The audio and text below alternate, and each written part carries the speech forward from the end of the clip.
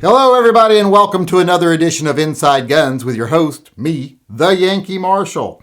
Today we're going to do something a little bit different. You know how like when you have a substitute teacher and they show you a film strip? We're kind of going to do that today. Because I want to show you all a video here, and I don't want to give you a whole lot of context on it. Let's just say this is a confrontation between an armed citizen in Portland and another armed group of protesters. I want to give you any context beyond that, and then I want to let you watch this video. Now, this is the part where I guess I should say this video is disturbing and blah, blah, blah. But if you can't handle this video, you can't handle this channel. So I'm not going to bother with that. So I'm going to play the video twice for you here, and then we're going to talk about it. I'm going to play it twice so that you don't have to rewind and watch if you wanted to see something later. So I'll play it through twice. It's very short. It's only 10, 15 seconds long or something like that. So go ahead and watch it here, and then we'll come back and I want to talk about why it's so difficult to be a no-compromise constitutionalist in this country these days. So here's the video. Take a look. You better knock! You better fucking knock! You better fucking knock! You better fucking knock! Put your fucking gun down! Put your fucking gun down! Hey, back the fuck up!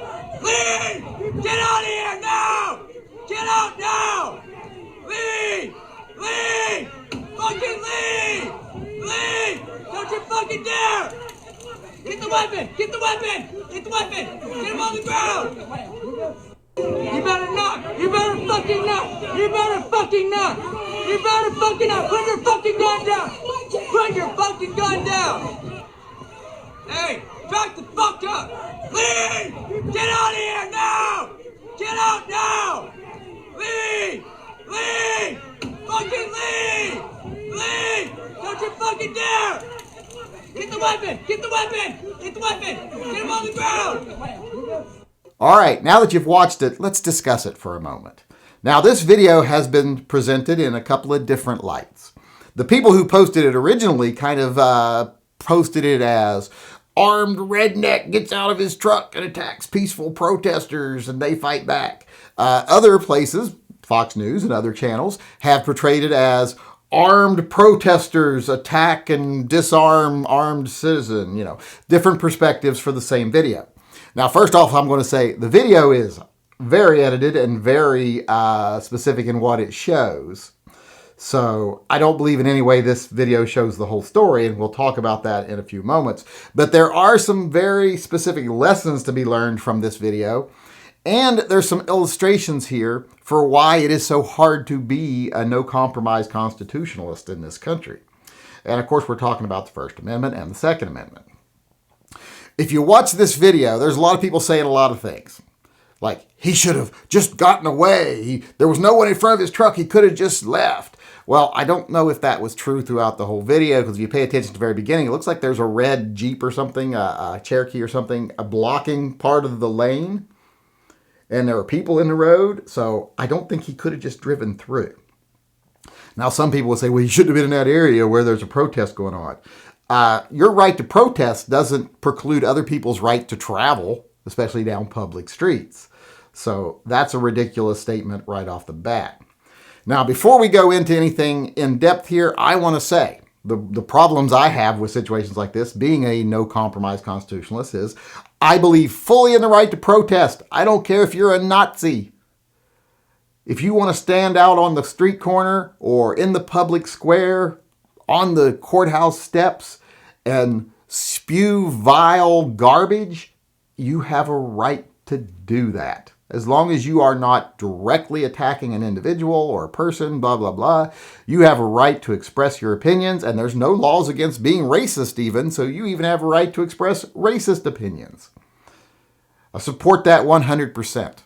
In fact, if anyone tried to prevent you from doing that, I would find myself in the unfortunate situation where I would have to stand with my back to you, protecting you and telling them this is his right. Leave him alone. Be better than him.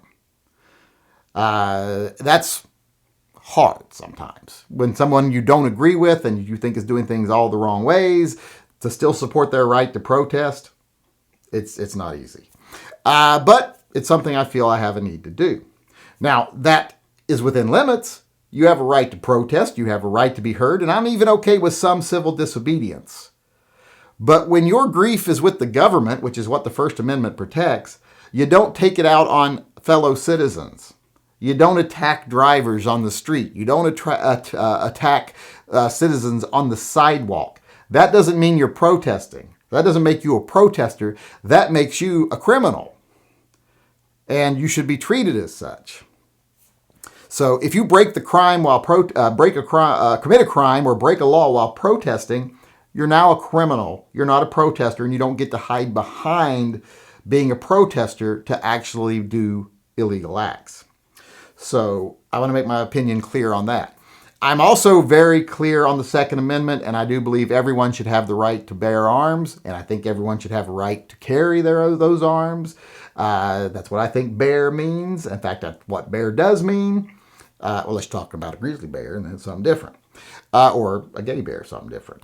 But I firmly believe in the Second Amendment, and I don't believe you get to treat someone as a threat simply because they're armed. They have to be doing something threatening. So there's a lot of people who watched this video and said, why aren't the police out there immediately arresting these protesters that have guns? Well, I know that's easy to say, it's a knee-jerk reaction, but those of us that support the Second Amendment, do we really want to set a precedent where police get to say, because they're armed, we're going to harass them? I don't want to do that.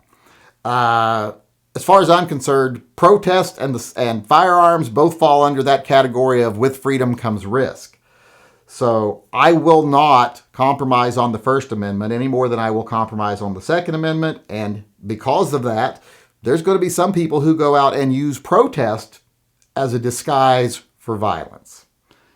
Smokescreen for violence.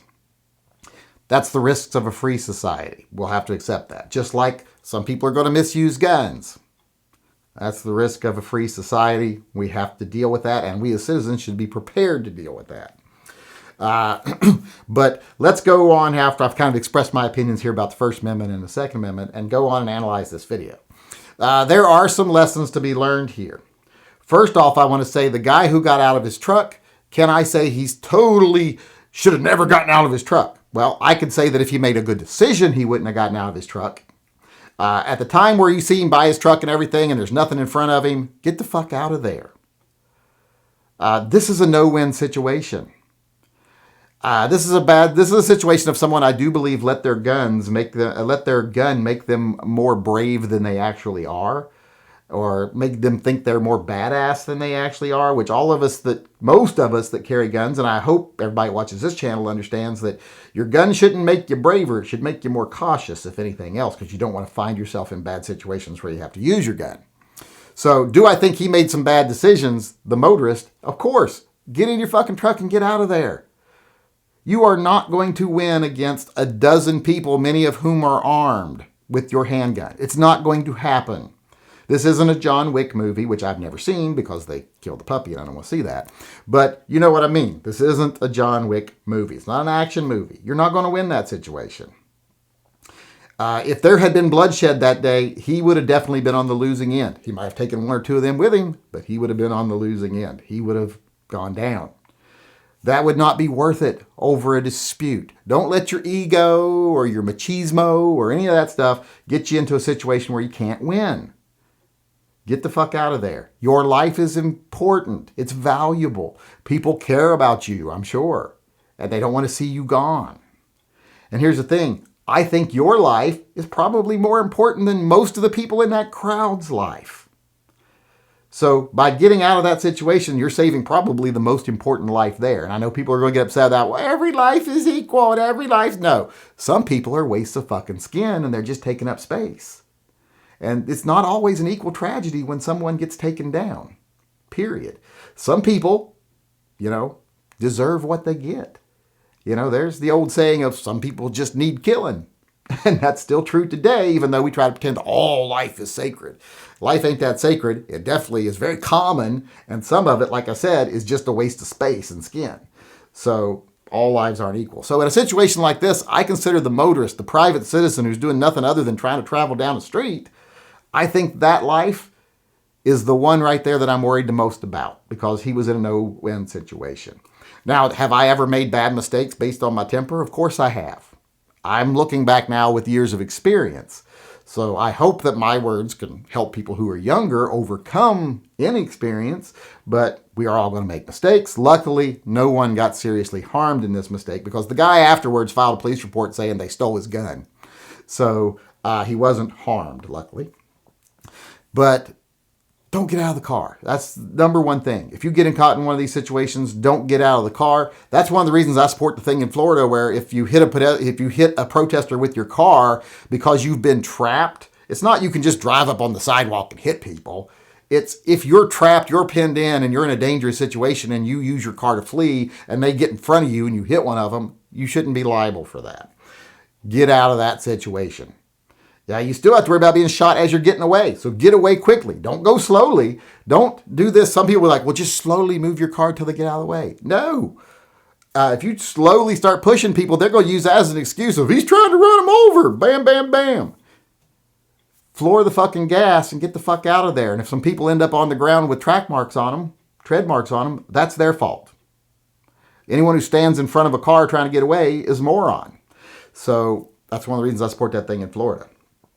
So that's the main lesson to learn here. Don't get involved in this situation. Another thing I think people need to pay attention to this video for and kind of learn a lesson about is some people that are saying, why aren't the police out there dealing with this? Why aren't they dealing with this? Here's a little secret for you. The police don't want to deal with this. If they dealt with this, how would they be able to say, we need more taxes so we can hire more officers? And not only do you need all of us that there is now, you need more of us and we need more equipment. They couldn't do that if they didn't have a boogeyman like this to use. And plus, there's the whole thing about they have a right to be there. They have a right to be armed. So until they commit a crime, I don't think police should even be involved. Now, I think citizens should get more involved. I think a lot more citizens should start saying, hey, you want to protest in my neighborhood? That's awesome. But if you're blocking the streets, we're going to move you. We're going to drive through you. If you start pulling guns on people, we're going to shoot first. Because I don't have a problem with that. In fact, if this guy, had been out there in the street and they're pointing guns at him and everything, and you're a concerned citizen on your porch, and you open fire on someone presenting a firearm at him, I would think that you were justified. That doesn't look like a situation where that one guy in the truck is the bad guy. Because who would enter into a no-win situation? Well, some people would, but I think you would be able to assume that he was the victim. So if you open fire from your porch to protect a fellow armed citizen, I think that's something those protesters would just have to live with. Maybe they shouldn't present themselves as threats to people. Maybe they shouldn't commit crimes like blocking streets, etc. And I know that's kind of an out there opinion, but I think citizens are going to have to get more involved. We're going to have to start saying as a people, these type of protests, we ain't having it. We ain't having you threaten people with firearms for no reason. We're not having you block people in cars. We're not having you create dangerous situations and then act like you're defending yourself. Because if you're blocking the street and that guy can't leave and it ends up in a confrontation, you're not defending yourself. You started the confrontation. Antifa started this confrontation, in my opinion. No one has any love for Antifa, and it sucks sometimes that you have to defend their right to protest, and it even sucks worse, I have to defend their right to be armed, but I have to, or I'm a hypocrite. And like I say, cops aren't going to be there to protect you when a crime's being committed unless they start doing all this pre-policing stuff that most of us that believe in freedom are against. So when these situations happen, you have to make good decisions.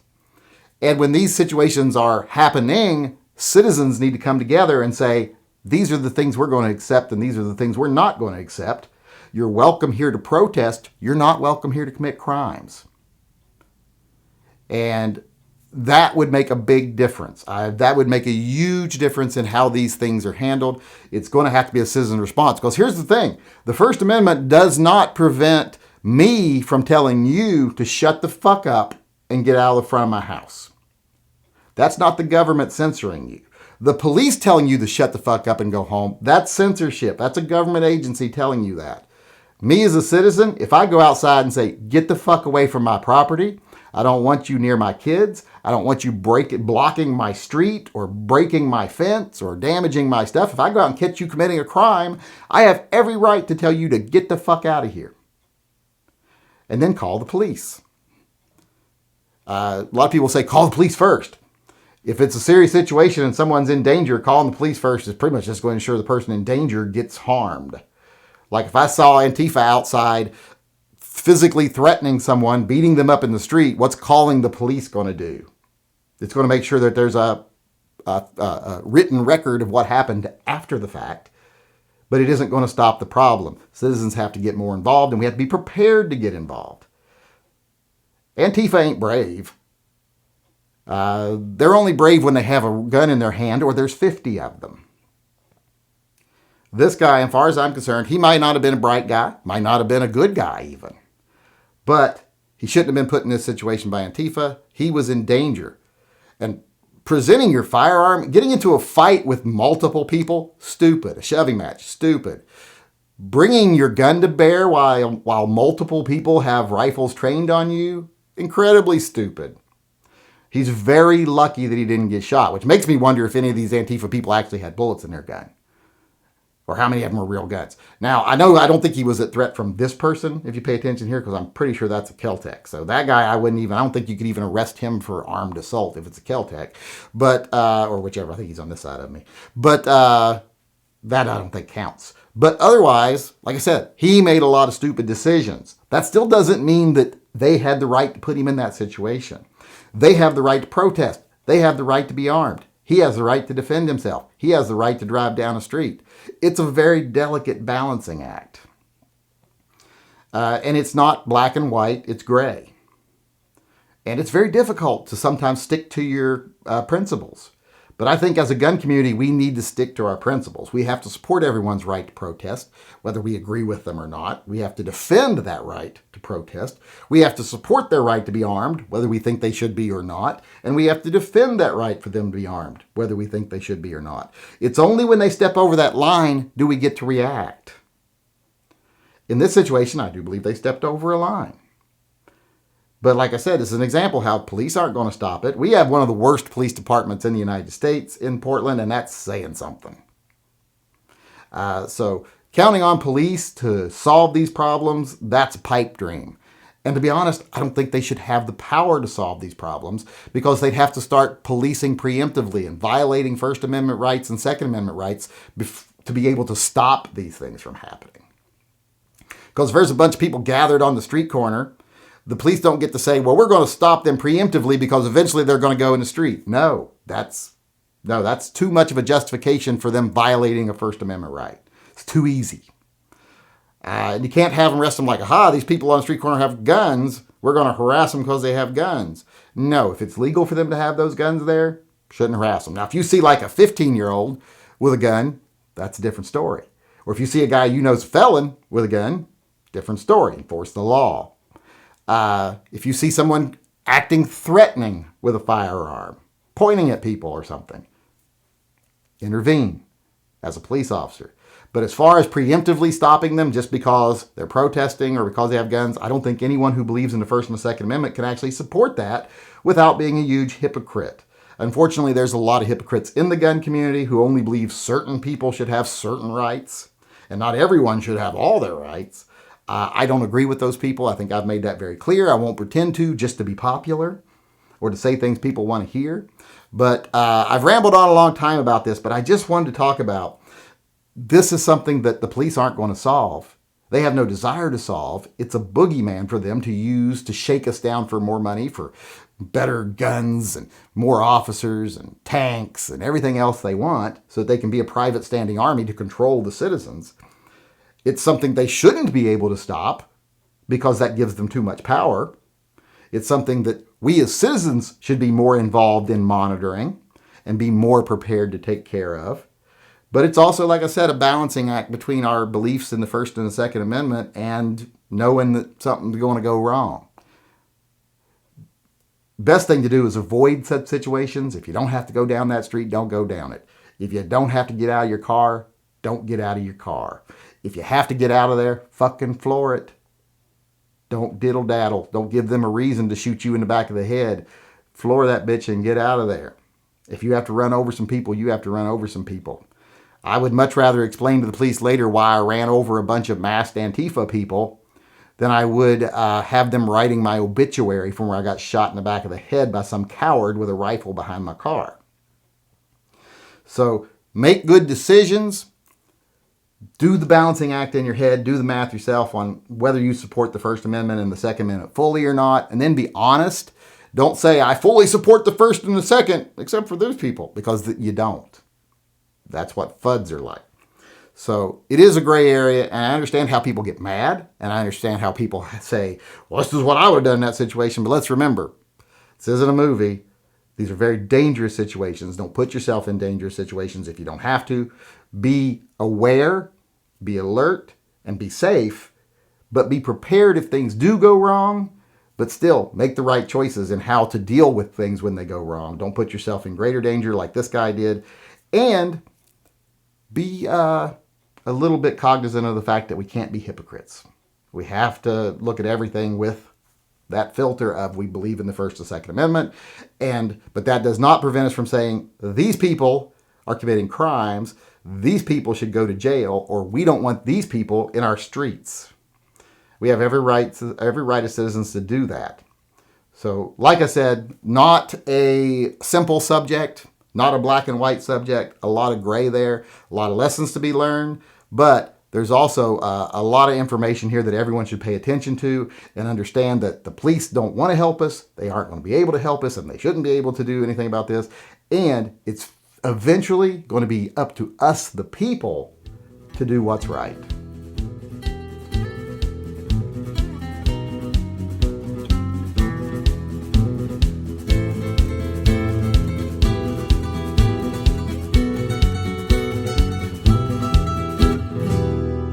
I am a grown-ass man.